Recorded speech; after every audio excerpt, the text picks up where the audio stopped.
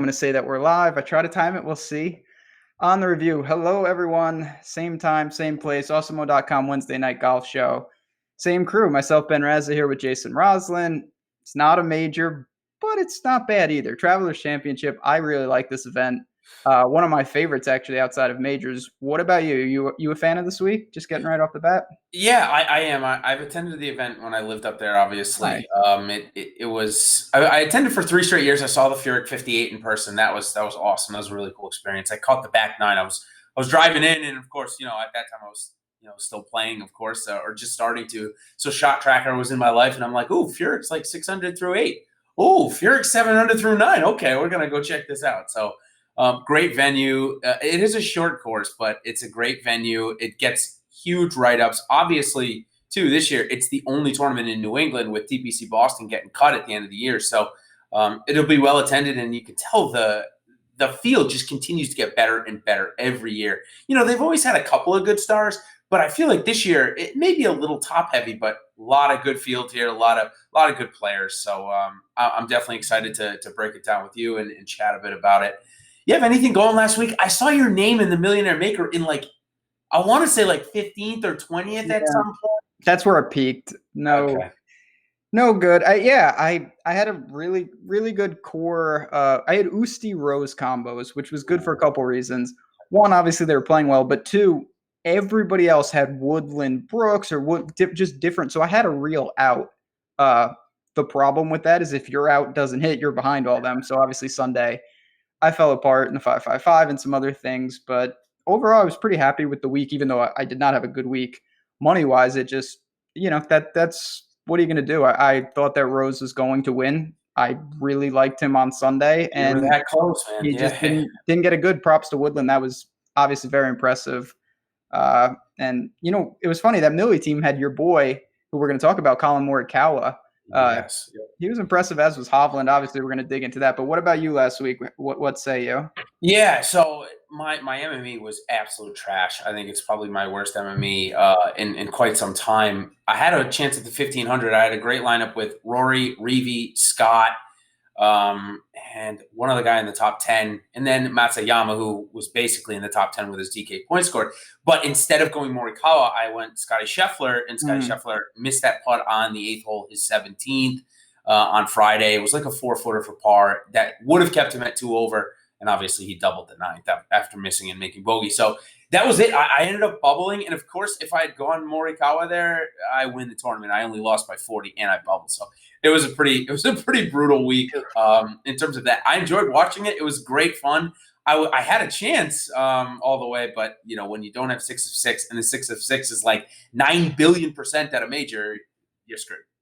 Yeah, that's the thing. I'm not going to say that anymore because every time we have an invitational, I say, 6 is going to be elevated, and it's 1%. That's the hardest cut to make in golf, and it was like 35% 6 of 6. So what do I know? Just crazy. Yeah, I mean, it does. Obviously, when you start with Snedeker and Simpson outside of the cut line for almost the whole first day, a good part of the second day, and then all of a sudden the 90% that comes between the two of them ends up making the cut, and the 6 of 6 just absolutely skyrocketed. So, all right, I'm done. As much as I enjoyed it, we can be done with last week. Gary Woodland, the story that goes on. It is heartwarming. It is touching. I really do enjoy seeing the players give back. So that's cool.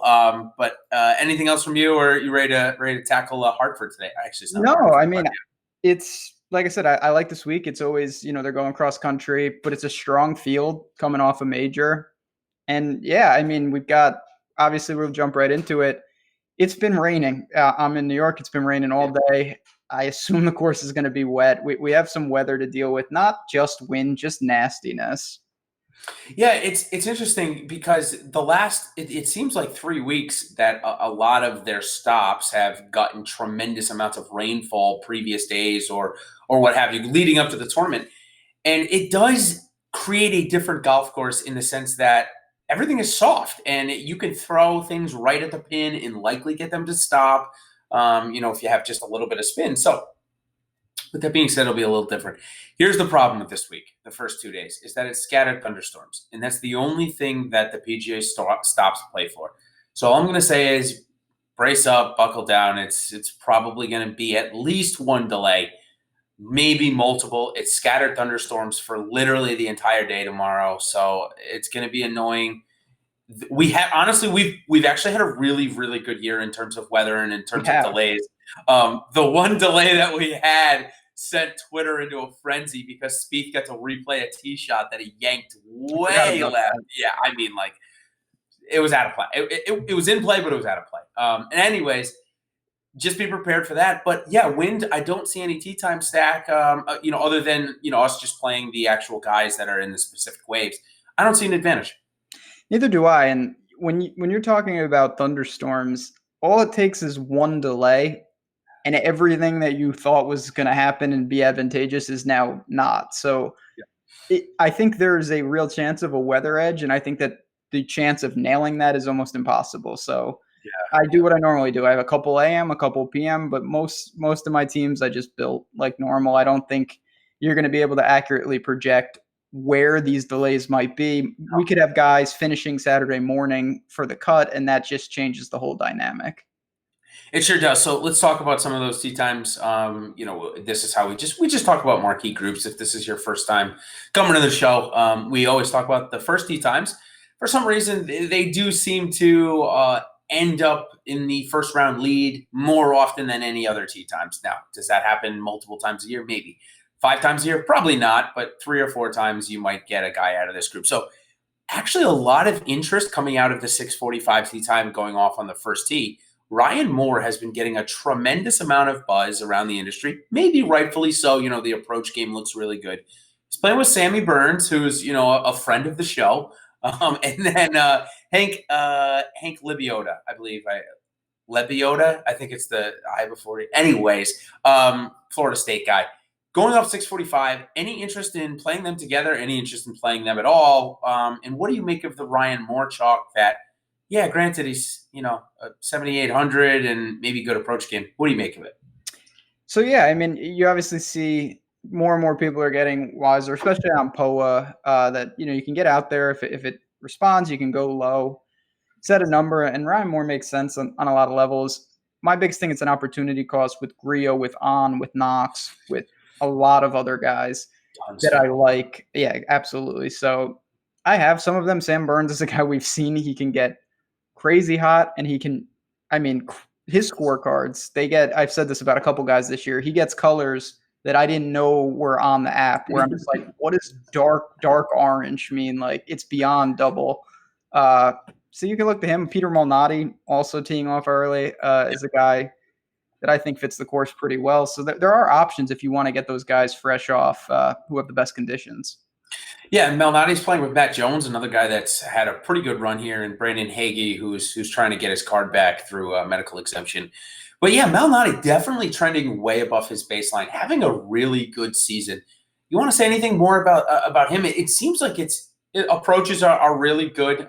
He's not long off the tee by any stretch, obviously, 285, 290 off the tee. He's not long. So, well, obviously on a 7,000 yard or shorter course, that should fit. But what do you make about him trending so far above his baseline? With guys like this, and we'll bring up a few tonight, does it make you more wary to play them because they are playing so well? Like Jason Kokrak this year. He's another example.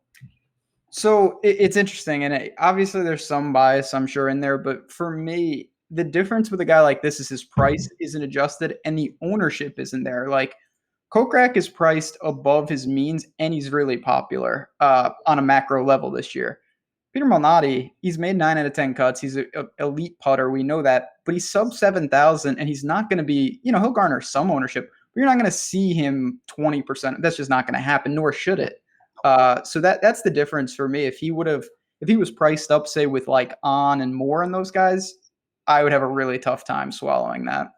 Yep, I think you bring up a good point. I don't think there's too much loss. Of course, if he misses the cut, you're going to be a little bit, screwed. But again, he's 6,900, so it's not like your guy that you think is going to win the tournament misses the cut.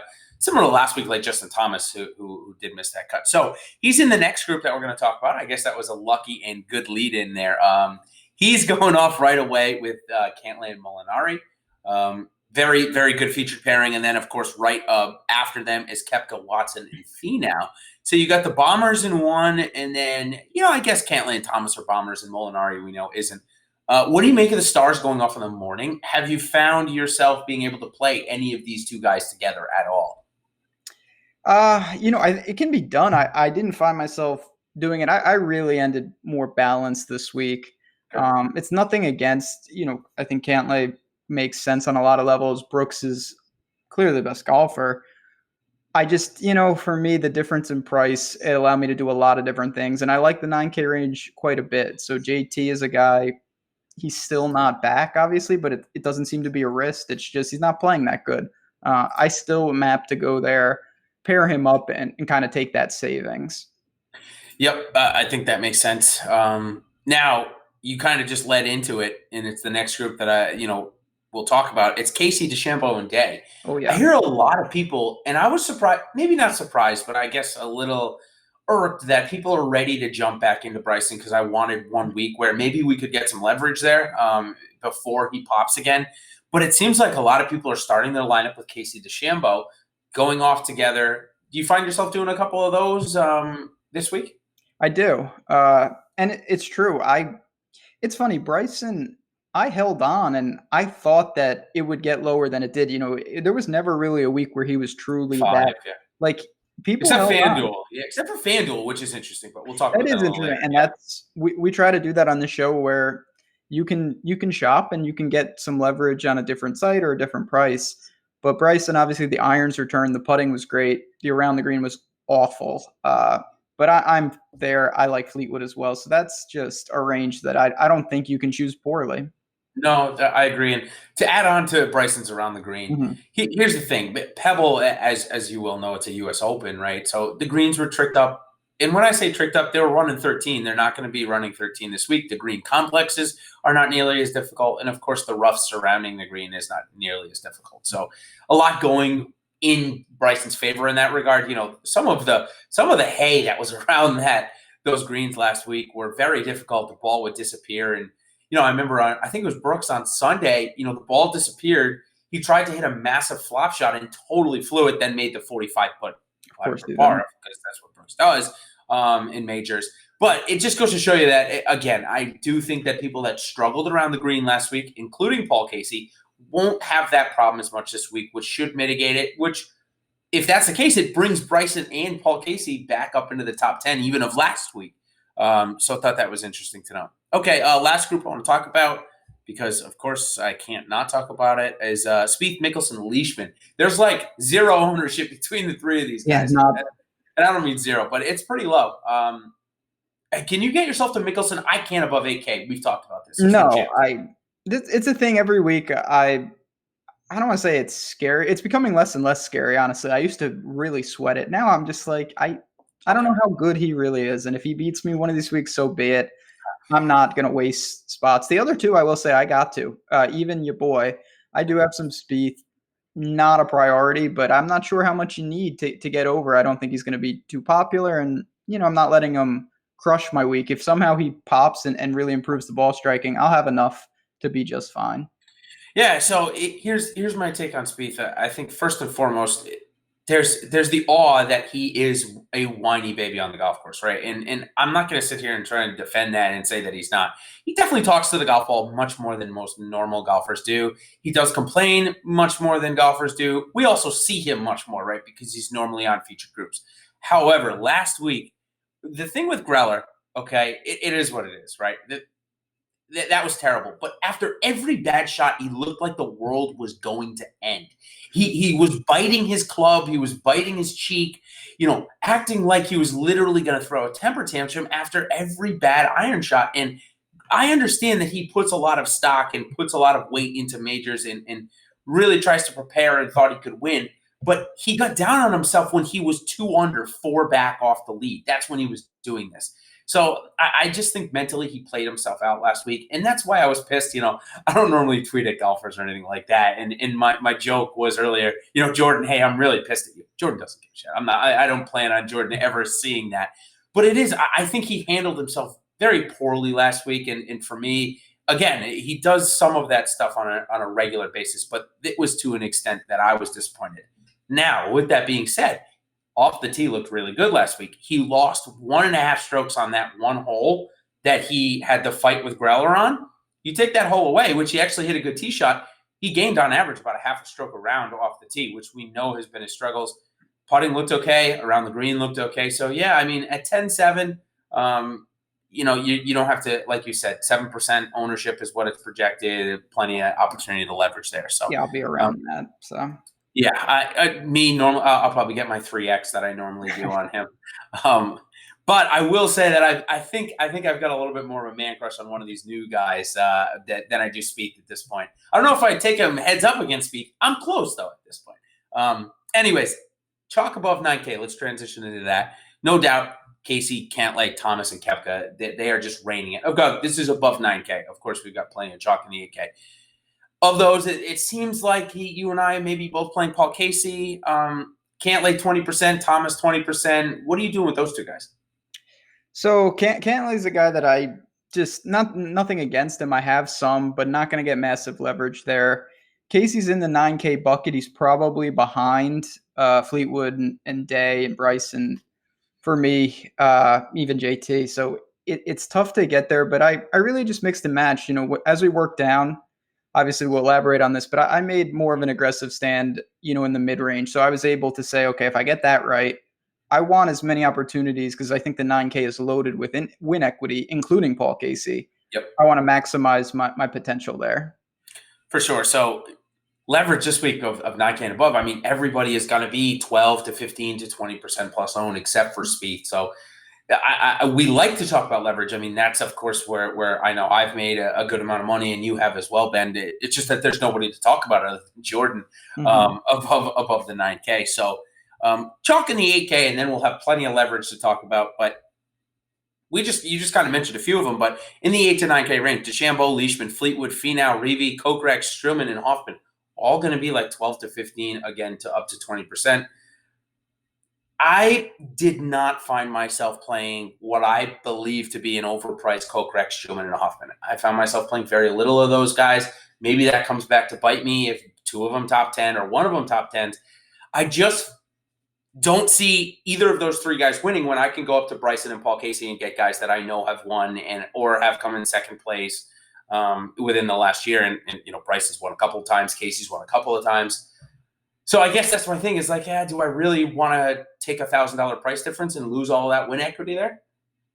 For me, it was a similar mindset. And I also thought that there was enough one-offs in the 8K range that I didn't love the range as a whole, but Patrick Reed, Berger, there are guys that I could get to. So I have some. Hoffman's probably my favorite of the three, but all of them I'm not losing too much sleep that I didn't get over the field necessarily. And that's just a range that I didn't love. And as we're going to crash into the high sevens, that was a priority for me. There are guys I like much more down there. And when I have them, I didn't really need to get to Streelman, to get to Kokrak. Not that I like to play him anyway. So that was a range I was fine with omitting. Yeah, I got a feeling there's probably 8 guys in that 7.8, 7.9, 7.7 range that we all want to play. But then after that, I mean, it's like Matt Wolff and Colin Morikawa. I mean, that's literally it. But we'll talk about a few more. However, leverage in the 8K range. This is a tough group a little bit. I'm not going to lie. I like Patrick Reed. You just mentioned you like Patrick Reed as well, or at least in certain spots. Can you get yourself to play Brandt Snedeker again? I mean, you're my Brandt Snedeker whisperer, so he's going to be under 10% again. It's like he goes from mega chalk, lets everybody down. Nobody wants to play him at these heightened prices. Tell me what to do here.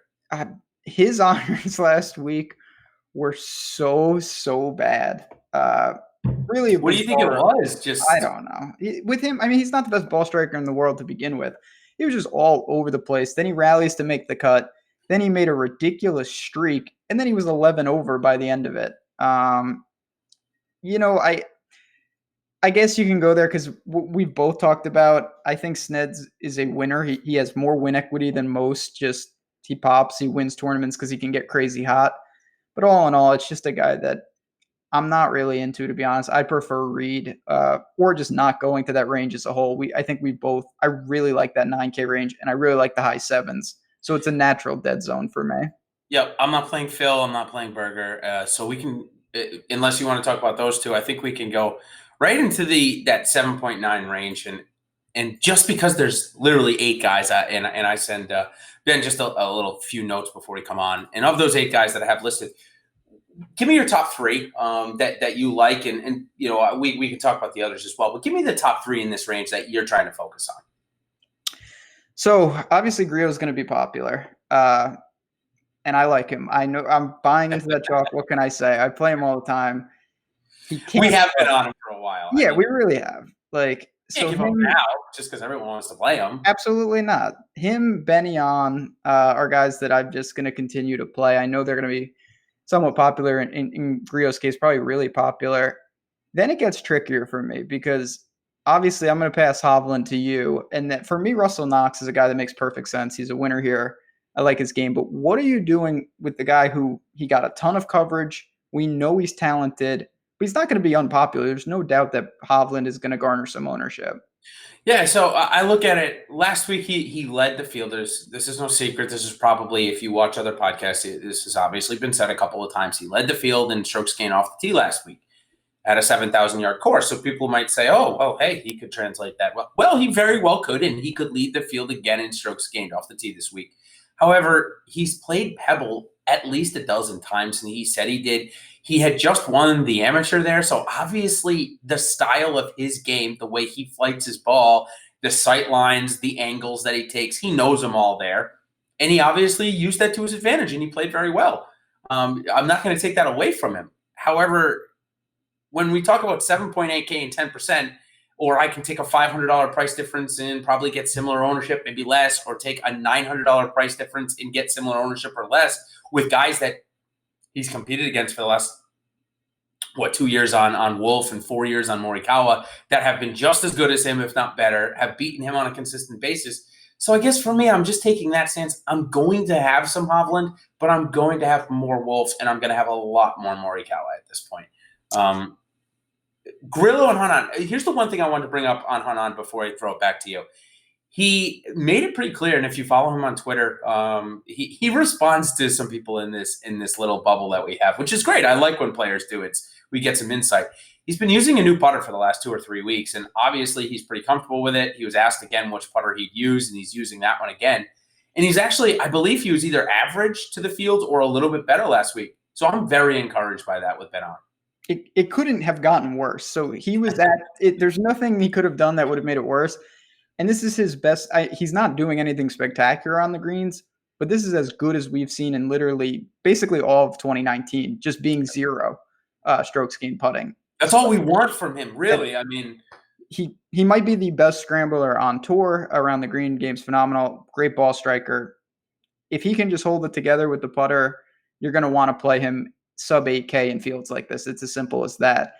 Real quick on Hovland, he is $20 on Yahoo. He's the man. Yeah, I wanted to definitely bring that up.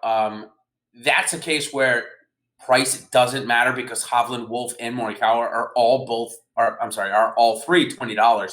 So there, if I could play on Yahoo, which I can't, I'm still in the state of Florida. But if I could, I would certainly be using that type of price discrepancy because you're getting the guy that you want to. In fact, I might put all 3 of them in the same lineup at min price if I could. Yeah. To be honest with you, you could pretty much get anything else up there. So Grillo, Hanan, Knox. I think pretty much we might have the same top 3 there for me. I didn't get to Glover. I'm nervous about Hadwin because he really struggles here, and he's come in pretty decent form like he's got now. So I'm not really sure about Hadwin. Keegan Bradley, oh, Jesus. I don't even know what to do about that. Lucas Glover, those are the other names of Little Chalk and Ryan Moore. You get to either of those guys, or are you really trying to hone in on the 3 and maybe a little Hovland? I got to some more. I got to some Hadwin. Other than that, though, it's just sprinkles. For me, CT Pan would probably be next, and he's obviously not going to be chalk. He was the one guy who played a real U.S. Open while everyone else was tearing apart Pebble. He was absolutely awful. Yeah, he can't play majors. Until he breaks par or makes a cut. Breaks par, yeah, no, he break 80. Break 80, that's a good point. I should have started with break 80, yeah. I'm a big CT Pan fan. I don't really understand what happened last week. I'll go back to him before I don't really like Keegan. I don't see any reason to play Glover either, just not for me. So I Wording wonder. down though, Russell Yeah, Henley is at 7.5K. I definitely have interest there. And our favorite Chilean player, Joaquin Neiman, is 7.5K. So those are guys that definitely piqued my interest.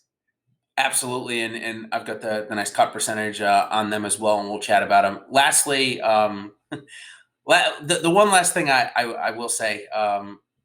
Who were we talking about before? Sorry, I lost my We're note. talking about Glover or CT Pan. Oh, CT Pan. Sorry. Okay, so CT Pan. I wonder if he's going to turn into this generation's Paul Casey. And what I mean by that is tears up the regular events and does really well, but just doesn't really compete in the majors. And Bethpage was awful for CT Pan again at a course where I thought he was going to be great. Put it in the fairway. He had just come off a week where he had 90% of the fairway. So a little nervous about the majors with CT Pan. Joaquin Neiman has had a good stretch, 60.2 percentage by the Osmo.com model to make the cut. Seems like it should be a good course for him, right? It seems like he's not getting a ton of ownership. I wonder if some of these new younger kids are maybe taking a little buzz away from him. Couple of other guys in that range for me, Kevin Tway, scrambling, similar to Ben On. Scrambling for him has really been good this year. Great ball striker. This is where he started his run that kind of culminated in a win. So I do like Kevin Tway. He is 60.8% to make the cut. Very interestingly, thought I'd bring up, Hovland is 68.1 to make the cut by the model, comparatively to Wolf and Morikawa, who are both sitting at about 60%. What do you make of that? Do you think it's just because of the results we saw, at the Masters in the U.S.? Probably. I don't know these guys that well. What I've seen is what most people I think have seen. To me, Hovland seems like the best. Wolf is the most interesting of the four to me. And my favorite's Morikawa. So what do I know? Obviously, Justin Suh is the one I know least about, and he seems the least apt to hit the ground running just from what I've seen, looking at the limited sample we have. So for me, Wolf is the wild card. Morikawa is the cheapest and overall my favorite of these new four that we're going to be dealing with. Yeah, absolutely. And I think that for me, when I've looked at it, I like to see a guy that's able to come out and jump and get right into the thick of it and feel like he belongs. And if you watch the presser with the four of them today, I felt like Morikawa was already the most polished. He already, he sat there, he already immersed himself. He got out, he got the start before all these guys at the RBC. He got his feet wet, and he made the cut. And he was a competitor there and made some good money. So, he's already 18% of the way to earning his PGA Tour card. So I believe that just should give him a little bit more confidence. But Matt Wolff is kind of falling in that Brooks Koepka category that he thinks he's the best out there, and that's the type of attitude that will get Wolff his PGA Tour card within the next 10 starts, more than likely. Likely happen with Morikawa, and I think Hovland's got a chance as well. I think Justin Suh is one of probably the guy out of this that's going to have to go out and go to the web.com. And we might even have two of them. Yeah, we might even have to see two of them go to the web.com. But obviously, all of them have games. However, we do see plenty of classes graduate multiple stars, and Wolff isn't even in this class. Remember, either he's 2 years younger than them. He just took off early because he's ready to play. Another name that has been getting a ton of buzz, and speaking of young, the guy's only like 22 as well, but we've seen him since he was 18. Pete Dye specialist Siwoo Kim getting a couple of buzz. I've had a couple of people bring him up to me. What are you doing with him this week? I mean, 5%, so can easily get leverage. Is he in the player pool? He is, and it's partly because he's not going to be too popular. We know that Siwoo Kim, recent form is not that important. He can just go out, get hot. He can win. I think this is a pretty good track for him. Not that I honestly don't know how important that is, to be honest. He's just a guy, when he gets going, he's tough to stop. And when he doesn't have it, it's a short week. So pretty easy guy to throw in some, large field tournaments and know that he's going to probably do what he does. You got to live with those results, and not a range that I was too compact in. So I had room to get someone like that in. For sure. So before we get to the last of the Make the Cut segment, guys, I want to ask you a general question, because this does apply to Grillo. This does apply to a few other guys in the field this week. What do you make of guys that actually struggled last week in coming here versus guys that played well last week, like a Ches Reavie? Came in third, probably his best finish ever on the PGA Tour. Third at a major has got to be up there for him. What do you make of him, like a Ches Reavie versus a Grillo, who obviously, Griot's putting was atrocious, but, he finished, 55 places behind Reeve last week? So it's tough. I feel like sometimes you can justify what you want to say based on the guy. So if you wanted to play chess, you say, well, we played great last week. I'm going to keep that rolling. If you don't, you can say what I'm going to say is I think that takes a lot out of a guy who's not used to competing in majors. Like going late on the weekend for Ches, I think that's not that it's a bad thing, but I don't think it necessarily helps him. And he's priced up. People saw him. The price reflects that. Griot, he kind of coasted. He made the cut. Him and On kind of did their thing. So I'm more apt to say it's not that big a deal. But the thing I really worry about is a situation like Harold Varner. Like if you're in the last pairing and it's a life-changing moment, that's going to carry over. I don't care who you are. There's going to be some hangover there. I don't think that'll happen with Ches, but it is something to kind of, be cognizant of. Yeah, not awesome course history by any stretch for Ches. Decent, but not great. So, okay, a couple more guys. We're just living in Bo Hostler's world, and we're just happy to be here. Do you think he makes the cut this week? This is his tournament. Yeah, it is. It's the reason he has his PGA Tour card still. I mean, that guy is throwing with the putting stacks. I don't know. I'm honestly, I don't think he makes the cut. He's just been so disappointing. He was on the short list of guys where it was like, okay, these are first-time winners we're going to see soon, and he hasn't even been close. So, can he get hot? Maybe. He obviously likes this course, but I'm not on him this week at all. Couple of shares for me in the $5, nothing serious. I just can't see a reason to play Bo Hostler when I got Matt Wolff, who would probably clean his clock in any tournament that they played in right now at basically the same price. I know that Hostler has been much more tested, but it just, for me, Hostler hasn't been around for quite a while. So how about, so you mentioned, actually, no, I want to transition into, you and I have talked about these type of guys, and there have been a couple this year that are just playing atrociously all year. And Cam Smith fits that bill. That he has been really bad, but made the cut last week, and he is still 36th in the world, and he is priced with guys that don't even have an official world golf ranking right now. What do you make of that? 7,200 is a short course. We know he's not a bomber. I know he's playing bad, but if we had jumped on Kyle Stanley at the Wells Fargo, for example, when he top 10, I mean, that was a really good spot for Kyle Stanley. And am I saying that Cam Smith can replicate Stanley's performance? Well, maybe, and we did see at least a little bit of a comeback last week. Cam Smith has just been straight awful. So he finished 6th at WGC Mexico in late February, and he has not had a top 50 since then. Oh, think about that. Oh, my God. He has not gained strokes off the tee since then, except for last week. So if you're looking for a glimmer of hope, and it wasn't good, but it was better than him bleeding strokes. Mm-hmm. It's not good. I will say this. A couple of things I like. Obviously, he's not going to be popular. The price is down. I think that Chapultepec is a decent comp, not more than a decent comp. I think it's a really good comp for this course. He played well in Mexico. Obviously, the game was in better shape. But this is the first week in a very long time I have Cam Smith in my player pool. So I think maybe we see some upward trend. I'm still skeptical, obviously. Yeah, and I do. I think he's got a lot of talent. I don't know if he's got as much potential as maybe the three guys that are playing in their first pro tournament or second or whatever it is. But he's definitely got something there at least. Justin Sue is 33.9 to make the cut according to the Awesome Plus model. That's brutal. Yeah, rough scene. Dylan Fratelli, 100% to make the cut. Man, we definitely have had a love-hate with him this year. Why is this course okay for him? I don't know. No, I mean, this course should be okay for him because he doesn't, you're not demanding off the tee. You keep it in the fairway. He's going to get short irons in. He needs to get the putter going.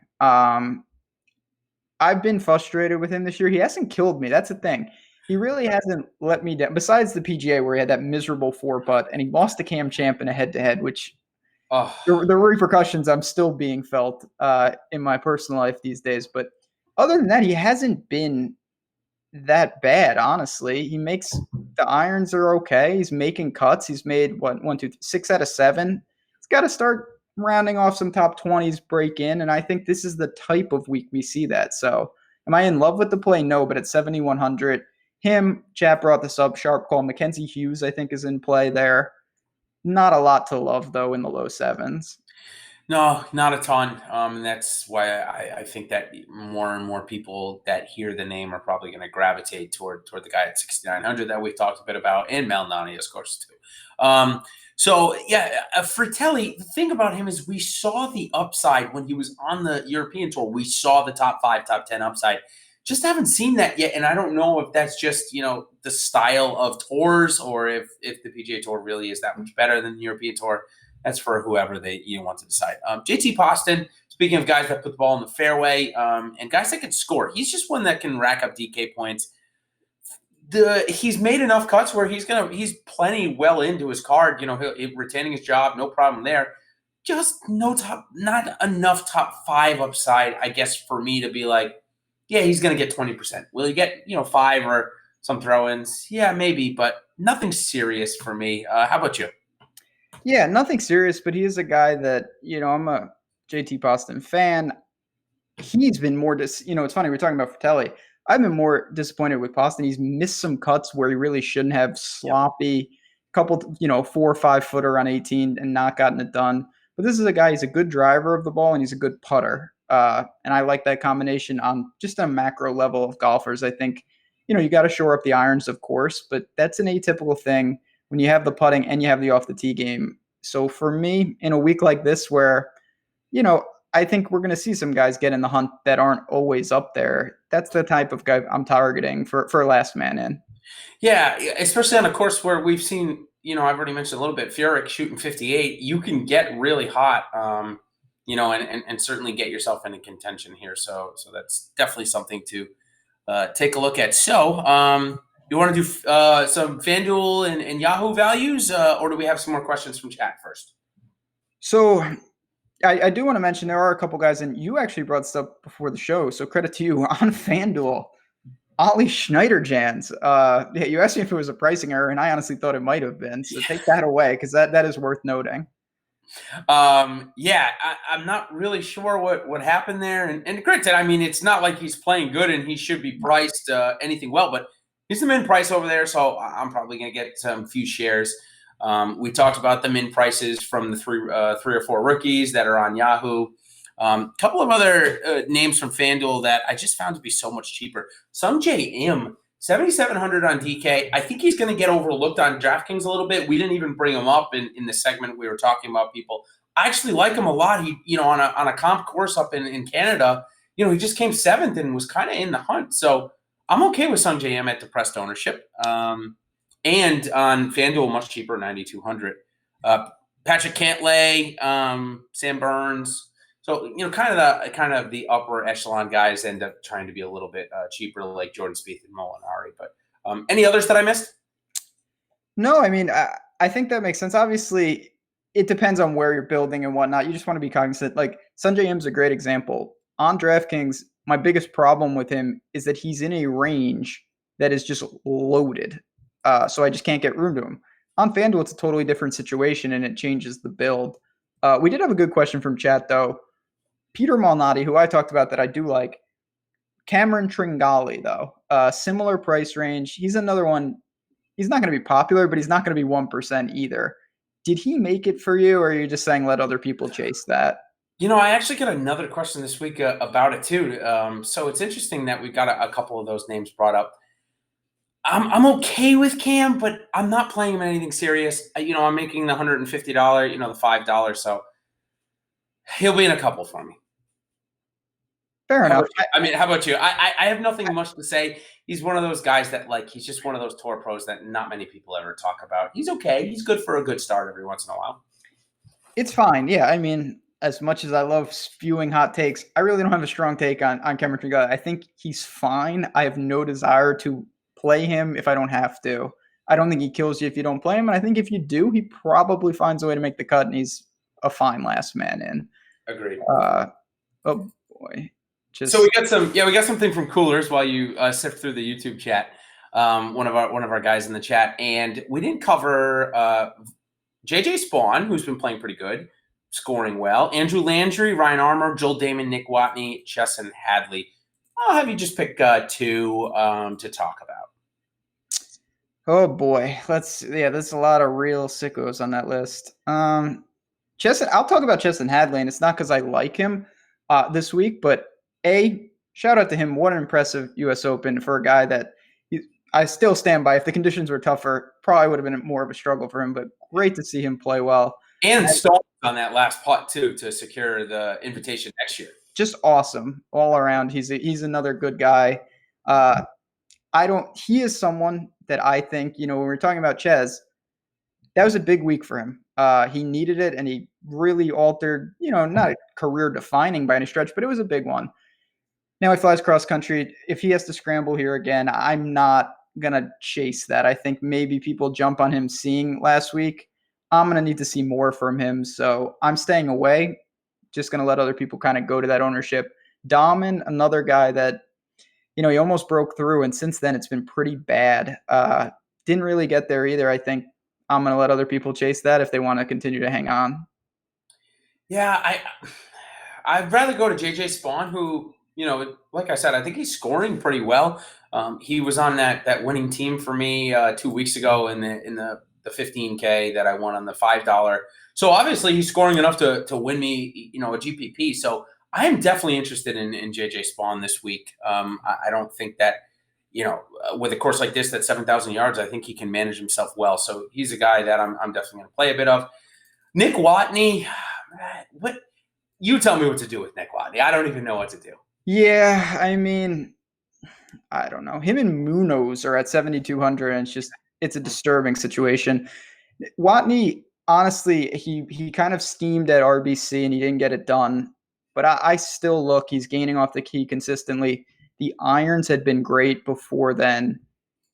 I'm going to continue to play him. I'm not allocating a ton, but enough where I think it's a fine play. I'm not going to jump off. Sometimes you just have a bad week at the wrong time. So I'm not going to overhaul what I thought, and he was trending upward before he didn't play good at RBC Canada. 7-week numbers for Sebastian Munoz look really good. Tee to green, gaining a stroke, almost back-to-back top 11s. Also had another good start there, mixed in and out from the web.com, I believe. Gotta be honest, I think I'm interested in this guy this week. I mean, so my lineups, and I talk about this because one of the most common questions I get is how many players should I use for X amount of teams? And the real answer is it changes every week. You don't want to set a number. So in a week like this, I have a lot of guys that I have a lot of in terms of percentage. So it allowed me to take more flyers at the bottom. Sometimes I have like a tighter core and I have everyone like 25, 30%. Yep. This week I have some guys at like 70%, 60%. But then I have guys like Sebastian Munoz where I can take a handful of them. Yep. And I like that in a week like this because I think it's wide open at a lot of these price ranges. For sure. Absolutely. All right, let's go below 7K for just a bit. We'll start off. We're both into Morikawa, and the reason for me is pretty simple. He's got a super repeatable golf swing. It's fluid. It's nice. I watched pretty much every shot of the first two tournaments that he was in. He possesses all of the skills. He's got good scrambling. He's got above average putting. He's pretty consistent and long off the tee. And he's said it many times in his presser that he believes he should be there. So he's not a lock button for me, but I bring this back to Patrick Cantlay of 3 years ago when he was at the Valspar.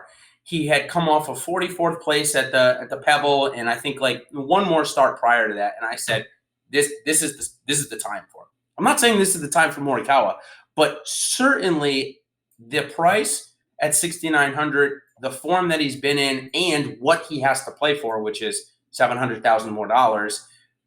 I just think it's a great spot for him. We don't have enough of a sample size to say he's going to be the best or he's going to have the most consistent strokes gained data. We don't know any of that yet, but I think for me, 6,900, we've seen the results already. He's a pretty easy play in terms of upside. It's one of those things. There were tournaments where people were playing Rahm at when he was young, and I certainly wasn't because I barely knew who he was. And then you look back and you're like, oh my God, Rahm. Now is this kid Rahm? Probably not. But if you think that his career is going to hit the ground running, obviously these new kids that turn pro are a steal. But for every one of them, there's the panda, the poor panda man. So There it is. Yeah. this, I like Morikawa, though. I'm usually not apt to go there, but I have no problem with him sub 7K. I think he's just a quality golfer, and I expect him to play pretty well. Another guy that we've definitely brought up a couple of times on the show. I saw you mention one thing earlier in the Slack chat this week, and another great reason if you're not an awesemo.com plus member to come in, get these takes all week from Ben, and we can't keep up with all of them, so you only get maybe one or a couple on this show, which is good. I'm glad we're able to provide that. But one of the ones I do remember is this is a certainly a playground for Anraban Lahiri. And you made the great comment earlier in the week. What are you playing him because of that? I mean, 9th and 17th last 2 years. He's made a couple of cuts that he didn't make last week's, but what do you do with him? I know. It's so sad, too. I really should just – because I'll tell you what, not that this should impact it, but 2 years ago here, and I remember well, he was awful on Thursday, and he went out – he might have been the first guy off on Friday. He shot 62 or 63 to make the cut. And it turned out to be really important because Grayson ended up making a hole-in-one when I was in the airport. That was when Spieth won against Berger. Good time. Good times like it didn't go your way. Okay. All right. It was good. It was. It was good. Yeah, I was flying. Anytime I fly, good things happen. Okay. But Lahiri obviously likes this course. Having said that, I didn't get there. It makes me sad. When I was taking flyers there, like someone like Austin Cook. Obviously, we mentioned Malnati. Honestly, I would probably rather even take do I dare say JJ Spawn? Not that I'm advocating doing that. It's just Lahiri really hasn't been good, and I'm a huge Lahiri guy. I understand. Jonas Blix has been hot, but has awful course history. You playing him? No, but he has been. I've been using him sporadically this year to decent success, actually. He's not the problem. This is a range, though, again, I didn't find myself needing to go here. So when I did, I had options.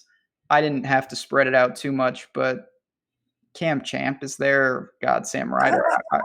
Okay. Just no, none for me.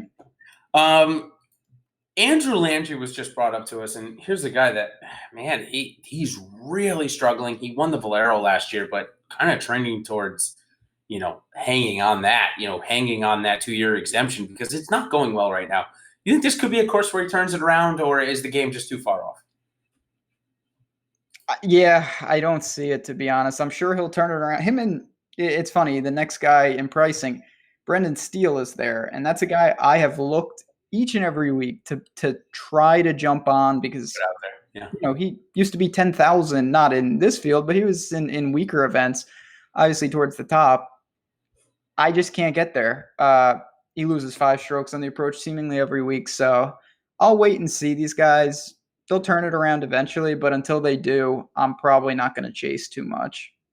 Yeah, I'm pretty much in the same ballpark. Any other guys below 7K that you want to mention before we give some hot takes and get out of here? No, I think for me, like anything, you want to have a couple, and that makes sense.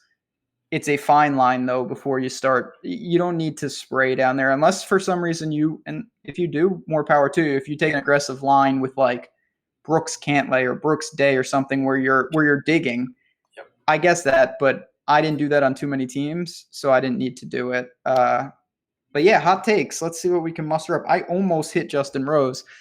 Doesn't count, though, because you got to get it right, Ben. We'll see what we can do here. That was you didn't say top 5. You said to win. Oh, yeah. Believe me, I had him in the outright market. Just, what they chalk that up as? A loser, because it doesn't matter if you're close. I'm sure mine was probably a loser, too. I don't even remember it. Mm-hmm. I should probably write it down to see if I can try to remember. Anyway, this one I'm definitely going to remember because I'm getting two of the 4 of these young stud guys end up in the top 15, and one of them gets a next start next week. So it means top 10. Actually, they may all get a couple of sponsor exemptions, but I think one earns. I'll use different terminology. One of the 4 earns themselves a next start. I like it. My hot take is that Argentina is going to win the soccer game, but that's neither here nor there. I have no idea. Okay. You know what my hot take is going to be? It is going to be that I'm going to get a little creative, and I have 2 guys in mind. I'm going to say that a South American player comes in the top 5. So that's either Grillo or Neiman. Hopefully there's some others that I have. And Munoz, there we go. Munoz and Julian Etulane and Jose De Jesus Rodriguez. Yeah, your boy. I don't think he's here. But those two I'm really high on. When you look at Grillo, obviously he's going to be popular, but I think it's a great fit. And Neiman, you got Etulane in there too. Yeah, I got some other guys there, so we'll see. But I think one of those two in particular really plays well this week and maybe can knock on the door, which we haven't seen from Neiman for sure. I got another name that'll be in your bucket, Fabian Gomez. You can always get yes. You can always get a 62 out of him when you need it. I get that part right. That's a loss because I don't think he's in the old player pool this week. Yeah. 1-1, nice. All right, let's go, boys. Any final thoughts before we get on out of here? I just say the tournament is pretty fun. The coverage is all right. You're going to get some pretty good feature groups tomorrow morning, and then Spieth in the afternoon and Spieth on Friday morning. So if you want to play Spieth, at least you'll get to watch him the whole time.